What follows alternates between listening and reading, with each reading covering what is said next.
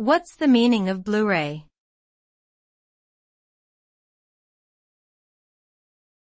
Blu-ray.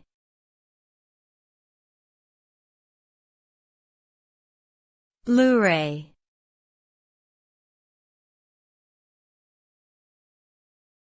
Blu-ray.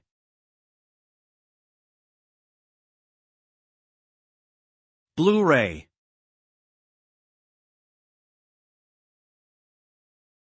Blu-ray is a high-definition optical disc format used for storing and playing back video and audio content. It was developed by the Blu-ray Disc Association and was introduced in 2006 as a successor to the DVD format.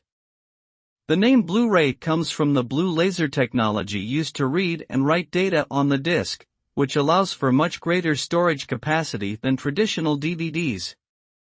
A single-layer Blu-ray disc can hold up to 25 gigabytes of data, while a dual-layer disc can hold up to 50 gigabytes.